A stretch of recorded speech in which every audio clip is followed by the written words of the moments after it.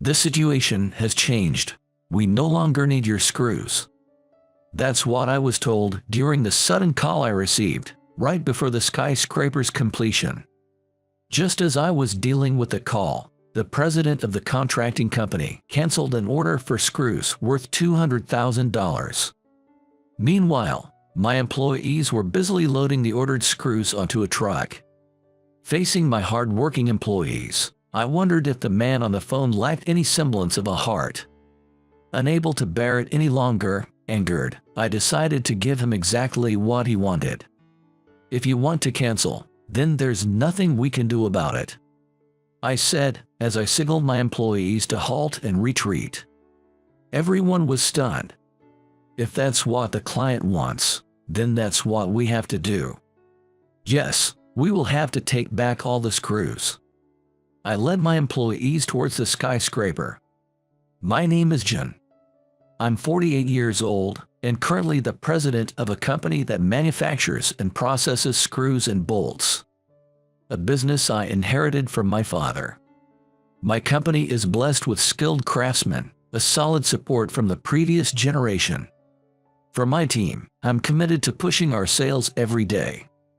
Among our clients, there are those who delay payments or complain about orders. When I first became president, it was tough, facing companies that would blatantly look down on us. Such attitudes can have a negative impact on our company's performance. Once you are seen as weak, it's over. I now understand the struggles my father used to talk about. My father must have worked hard to ensure his company wasn't just seen as a subcontractor. Determined not to be outdone by him, I honed my negotiation skills desperately. Careful responses and proactive negotiations. Identifying the root cause of problems and solving them immediately. Gradually, as I built a track record, trust and credibility grew, and our clients began to recognize me.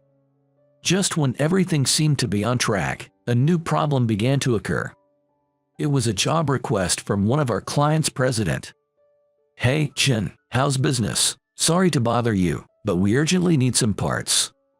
Anything you have left over will do. Just send them our way." It was President Brown. A client since my father's time, who always seems to think it's okay to just ask for products off the cuff. He's a director at a construction company, having handled everything from single-family homes to skyscrapers. We had a good relationship since my father's era, but lately, it's been a source of concern. Again, Mr. President. This is the third request this month. The frequency is clearly increasing. What started as a few pieces has now become requests for more than a dozen at a time. No matter how you look at it, we can keep this up without jeopardizing our business.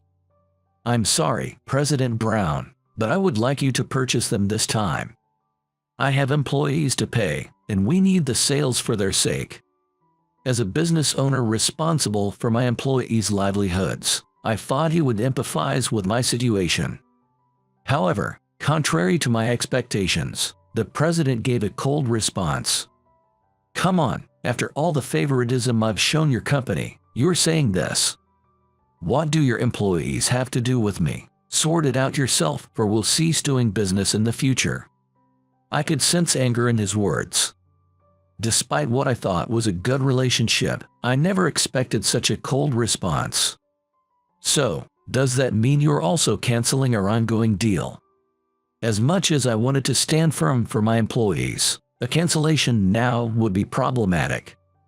Of course, it's not like we can find another company to work with if yours is going to be stingy. Actually, we currently have a construction project for a tower building.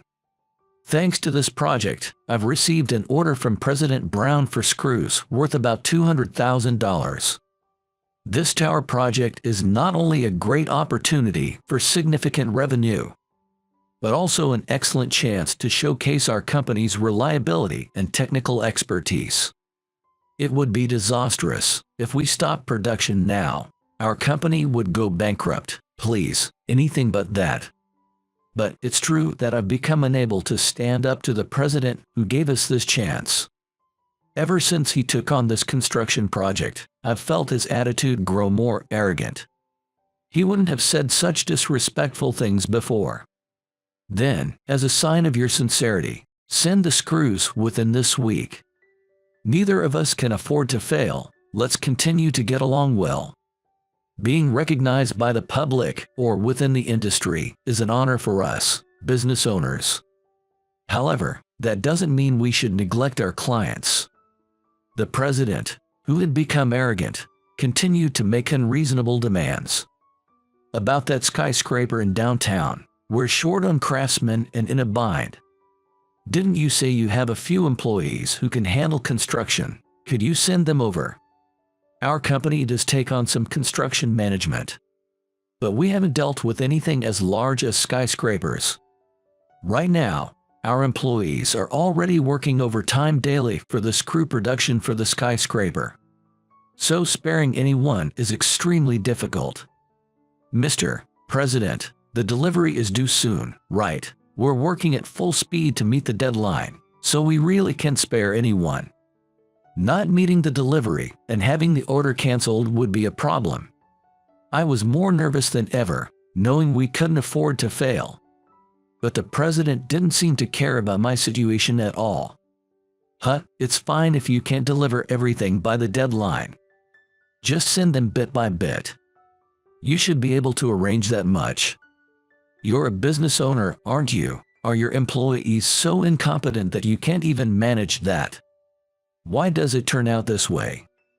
I don't understand how one can speak from such a high horse when asking for help. That's not the case. I'm just saying we can't spare any more manpower. You're struggling with a labor shortage too, right? I wish you could understand that.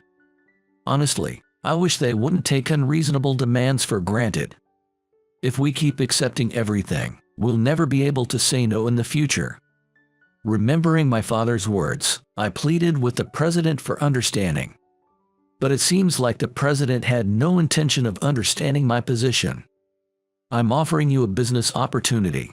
It's not that I'm in trouble due to a lack of personnel. At that moment, I was speechless. The sophistry was so blatant, I was left with my mouth agape. It made me question why I had been desperately maintaining this relationship. To think such a childish person is in charge of others as a business owner is shameful. To this president, anything that can be used will be used, merely a tool. Even among business owners, disregarding a partner's circumstances to this extent is despicable. Even so, are you planning to refuse? You can imagine what will happen if you upset me. The president, hinting at the worst possible outcome at this point, is nothing short of a villain. It's not a business opportunity. It feels more like he's threatening our livelihood with money. Faced with a choice, I was forced to make a bitter decision. Sending employees to work under the worst kind of manager was something I wanted to avoid, more so than having a $200,000 large order canceled. With the possibility of not knowing what they would be forced to do, the only option left was to nod an agreement. I decided to dispatch a few veterans to assist with the skyscraper construction. Of course, this would leave us short-staffed. But by delaying orders from other clients and helping out in the factory myself, I made an effort to produce things efficiently. The employees did their best.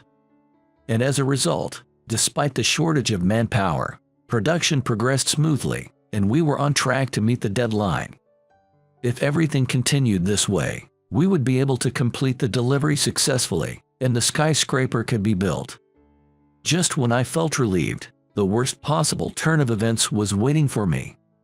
This situation has changed. We no longer need your screws.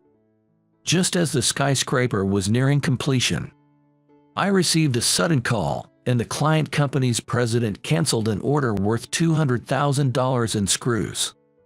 Even as I took the call, my employees were diligently loading screws onto a truck. Facing my hard-working staff, I wondered if the man on the phone lacked any semblance of a heart. Unable to tolerate his rashness any further, and angered, I decided to comply with his wish. If you want to cancel, then it can't be helped. I told my employees, signaling them to pack up and retreat. If that's what the client wants, then that's what we have to do. Yes, we will have to take back all of the screws. I led my employees towards the skyscraper. As expected, the president called the next day. I just got a call from the site. Some of the screws used in the skyscraper have been pulled out. Was this your doing?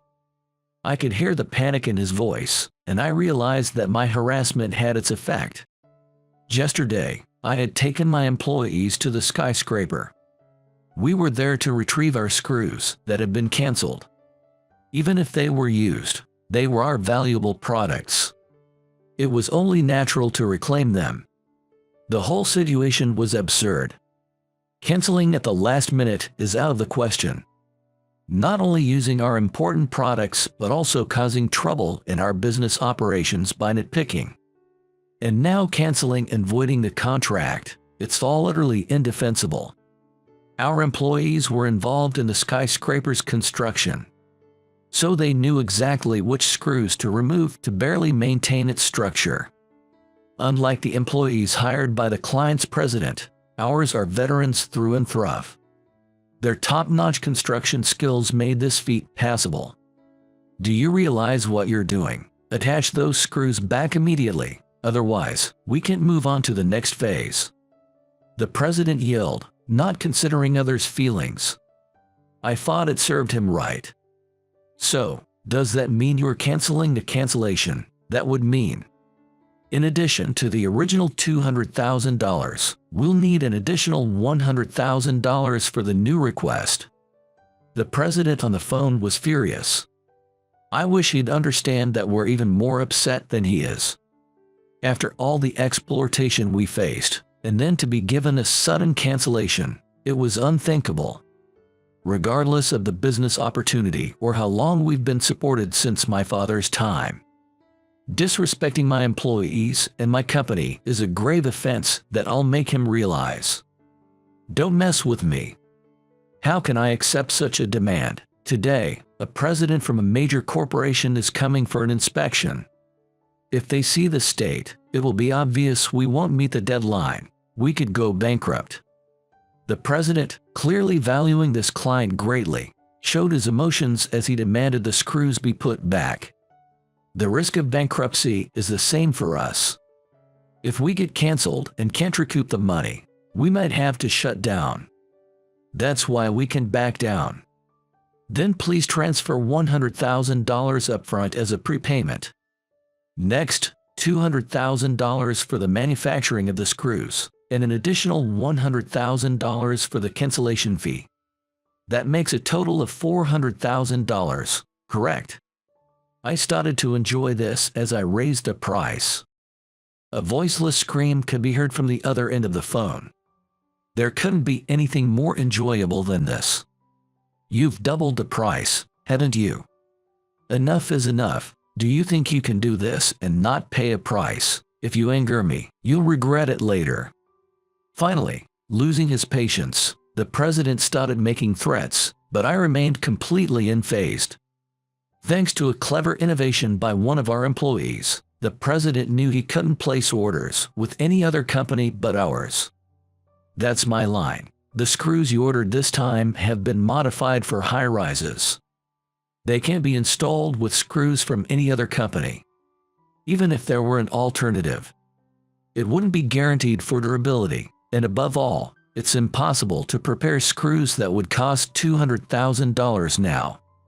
An employee who we sent to help the president had suggested a smart tweak to enhance the screw's strength. The employee was proud that our products were the only option. This gave us a bargaining chip. The screws are irreplaceable. The CEO was silenced by the fact that it had been revealed for the first time. He must have realized he was backed into a corner. It's hard to make out over the phone, but he's muttering under his breath. It seems like his hatred for me is spilling out. Also, an employee had brought me some information. The company that planned the construction of the high-rise building this time. I know their secret. An employee who went to help on site had heard it from other workers. Listen, this high-rise building construction is from White Construction, a well-known company, right? For your information, I happen to know the president, and I was thinking of reporting this matter to him. We've only exchanged business cards once, but it was enough for a bluff. The moment I revealed this fact, the CEO's demeanor changed drastically. You know President White, stop it, don't say anything unnecessary. White Construction is among the top companies in the construction industry. In particular, President White is known within the industry for being honorable and not tolerating any dishonesty. If a company engaged in malpractices or treated subcontractors poorly, he would not give them any work. From his reaction, it's clear that White Construction is an important client. Please, I beg you. It was my fault, so don't speak out. If we're abandoned by White Construction now, our company won't be able to survive. Suddenly becoming meek, the CEO's attitude change was all too convenient. After all the trouble he's caused my company, asking not to speak out doesn't cut it. Showing sincerity absolutely requires money. Listen, I don't particularly want an apology. If you truly feel sorry, then immediately transfer $400,000, then we can install the screws. $400,000. It's double the revenue, but considering what's been done to us until today, it's a small price to pay. Even under such conditions, the CEO promised to pay the money. As soon as the transfer was confirmed, I, along with my employees, headed towards the nearly completed high-rise to install the screws. After that, the construction of the high-rise resumed. President White visited for an inspection and was deeply moved seeing the nearly completed high-rise. Are these screws custom-made? I've never seen anything like them before. I want to know the details about these screws. Upon noticing the existence of the screws our company developed, President White made an appointment with my company to discuss the screws' capabilities. The president of the client company, having seen my screws being praised, was said to be visibly frustrated. Why focus on the screws? The high-rise I built is way more impressive, isn't it? Screws, of all things, screws are just parts made by subcontractors. It must have been incredibly frustrating to have the interest of an important client taken by unknown screws rather than the construction of the high-rise itself. For President White, it seemed that he was more interested in screws and architectural technology than the high-rise itself. Being a president who originally worked on-site, his affection for parts must be immeasurable. I should never have commissioned your company. I will never request work from you again. Just go bankrupt already. After spitting out his lines full of frustration, the client's CEO hung up the phone. That turned out to be our last conversation. I felt a sense of relief and my mood lightened. Initially, I was thrilled to hear about this high-rise construction project. But when I saw the CEO's tyrannical methods, I regretted it. I'm the one who doesn't want to work with him ever again. Though he wished my company would fail, his misfortune continued. Subsequently, the completed high-rise faced scandals in parts other than the screws, ending up unsellable. It was an unexpected turn of events that left me astonished. After that, the client CEO's luck went downhill as if he was rolling down a slope. Following the scandal, there was an outpouring of grievances from other subcontractors. And when this news reached President White, it resulted in a loss of work. Told by subcontractors they would never take on his work again, the isolated president had no choice but to declare bankruptcy. Any company that disrespects subcontractors deserves to fail. Who do you think is working hard on the ground? It's each and every craftsman. Disregarding them is absolutely unacceptable. There was considerable anger over the scandal involving our former business partner. I remember hearing President White say he wanted to change the construction industry. Having come up from the field and facing hardships himself, he doesn't want others to endure the same feelings. Many companies agree with President White's humane principles, and it seems the industry will be led by such figures. In contrast, the fate of the abandoned president was dire. There are various reasons for a company's bankruptcy, but isolation beyond poor cash flow can be cited as one. Lost trust and credibility can never be regained. If you can maintain relationships with clients and employees, the CEO is merely a figurehead, and the company cannot survive. After bankruptcy, the CEO became a shadow of his former self. Abandoned by his family, he's reportedly now in a mental hospital. He's said to be muttering something to himself in bed. "I'm not at fault, I'm not the one to blame." Cut his shift to blaming others stem from having been in a privileged position. The idea that having subcontractors meant he was special, and to end up this way, is something I don't even want to imagine. The tragedy was too harsh for me to do anything but fall silent. I must be vigilant to ensure I don't end up like that. Now I understand why my dad was so obsessed with maintaining a credible image. To maintain oneself as a trustworthy person beyond money, one must not do anything to lower one's own status. Only at this age have I come to realize the greatness of what my father did. Truly, running a business is profound. Since then, I have started taking screw orders from White Construction. Thanks to this, not only did I secure a more stable income than before, but work also naturally started coming in from other companies. In these times of severe labor shortages, getting work is a blessing. But we are short on hands. Being able to expand a business like this and recruit talent is a matter of pride for any entrepreneur. Despite the hardships caused by that incident, I believe the outcome has been more rewarding. It was worth the struggle. Wanting to thank the employees who worked hard this time, I planned a trip to show my appreciation. It's because of them, who have been with us since my father's time, that this company stands. I couldn't have overcome these challenges alone. In today's world, it's tough to live by oneself, be it a company or an individual. I plan to continue working for their sake. Isn't that the duty of the second generation, taking over from my dad?